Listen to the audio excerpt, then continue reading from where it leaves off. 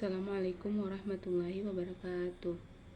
Perkenalkan, nama saya Mesyarudila. Di sini saya akan membuat video proposal saya, yang mana judul proposal saya yaitu upaya peningkatan tanggung jawab guru dalam pelaksanaan pembelajaran di sekolah SD Negeri 2 Tahlupo. Selanjutnya masuk kepada latar belakang. Dalam sistem pendidikan nasional, guru memiliki peran strategis sebagai pelaksana utama proses pembelajaran. Guru tidak hanya berperan sebagai tenaga pengajar, tetapi juga sebagai pembimbing, pendidik, dan pelatih bagi peserta didik. Oleh karena itu, guru dituntut tidak hanya menguasai materi pembelajaran, tetapi juga memiliki keberhasilan pembelajaran, mengingat proses pembelajaran merupakan inti dari keseluruhan proses pendidikan. Secara konseptual, tanggung jawab merupakan sikap dan perilaku seseorang dalam melaksanakan tugas dan kewajibannya secara tepat. Menurut Mulyasa 2013, tanggung jawab guru tidak hanya terbatas pada kegiatan mengajar, tetapi juga mencakup kemampuan mengelola pembelajaran secara profesional. Hal ini diperkuat oleh Kunandar yang menyatakan bahwa keberhasilan pembelajaran sangat ditentukan oleh tingkat tanggung jawab dan kompetensi guru dalam menjalankan tugasnya.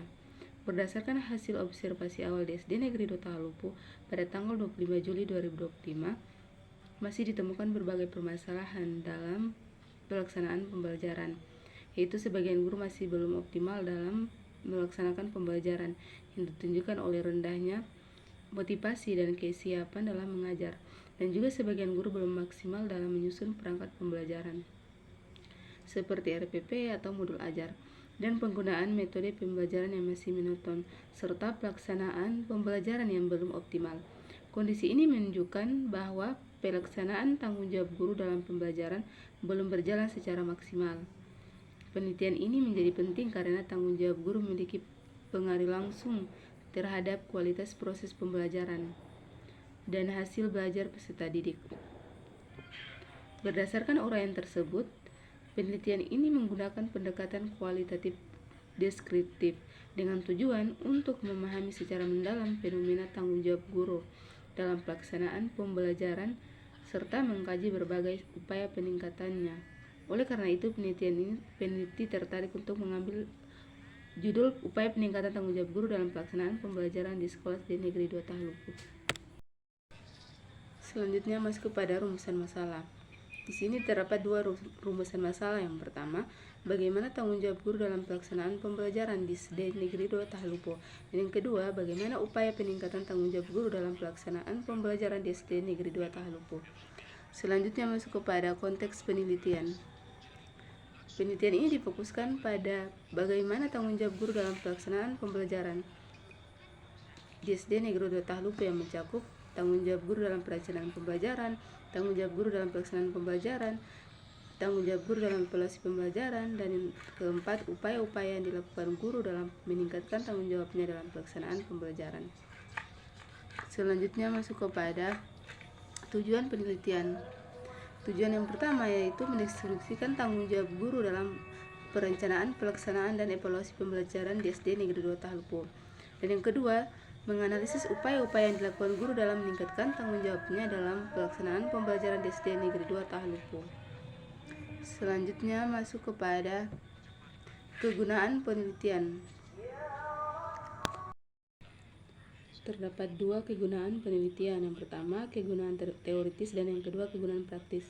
Kegunaan teoritis penelitian ini diharapkan dapat memberikan kontribusi dalam pengembangan ilmu pendidikan, khususnya terkait tanggung jawab guru dalam pelaksanaan pembelajaran, serta memperkaya kajian empiris yang mengacu pada Undang-Undang Nomor 14 Tahun 2005 tentang guru dan dosen dan Permendikbud Nomor 22 Tahun 2016. Penelitian ini dapat menjadi referensi bagi peneliti selanjutnya. Selanjutnya, kegunaan praktis. Kegunaan praktis ada tiga. Yang pertama bagi guru, yang kedua bagi sekolah, dan yang ketiga bagi peneliti. Bagi guru sebagai bahan refleksi dan evaluasi diri dalam meningkatkan tanggung jawab serta profesionalisme, terutama dalam aspek perencanaan, pelaksanaan, dan evaluasi pembelajaran. Yang kedua bagi sekolah, sebagai bahan masukan dalam meningkatkan kualitas pembelajaran serta sebagai dasar dalam pembinaan dan supervisi terhadap guru. Dan yang ketiga bagi peneliti, bagi peneliti untuk menambah wawasan, pengalaman, dan kemampuan dalam melakukan penelitian kualitatif di bidang pendidikan, khususnya terkait tanggung jawab guru. Selanjutnya masuk kepada landasan teori. Dalam landasan teori ada dua pembahasan, yang pertama pengertian guru dan yang kedua peran guru. Pengertian guru secara bahasa, guru adalah orang yang mendidik dan mengajar. Oleh karena itu, istilah lain yang sering digunakan untuk guru adalah pendidik dan pengajar. Meskipun demikian, secara makna terdapat perbedaan antara keduanya. Masuk kepada peran guru. Peran guru merupakan fungsi yang dijalankan dalam proses pembelajaran untuk mencapai tujuan pendidikan. Menurut Undang-Undang Nomor 14 Tahun 2005 tentang guru dan dosen, guru tidak hanya bertugas mengajar, tapi juga mendidik, membimbing, mengarahkan, melatih, serta mengevaluasi peserta didik. Selain itu, adapun menurut Emiliasa, guru memiliki beberapa peran utama dalam pembelajaran, yaitu yang pertama sebagai pendidik. Guru berperan dalam membentuk karakter, sikap, dan kepribadian peserta didik agar menjadi individu yang berakhlak dan bertanggung jawab. Dan yang kedua sebagai pengajar. Guru menyampaikan ilmu pengetahuan kepada peserta didik melalui proses pembelajaran yang terencana, sistematis, dan sesuai dengan tujuan pembelajaran. Dan yang ketiga sebagai pembimbing, dan yang keempat sebagai motivator, dan yang kelima sebagai evaluator. Guru berperan dalam menilai dan mengevaluasi hasil belajar peserta didik untuk mengetahui tingkat pencapaian tujuan pembelajaran. Dan selanjutnya masuk kepada metode penelitian. Yang pertama itu jenis dan pendekatan penelitian. Jenis dan pendekatan penelitian dipakai peneliti, yaitu penelitian deskriptif, kualitatif.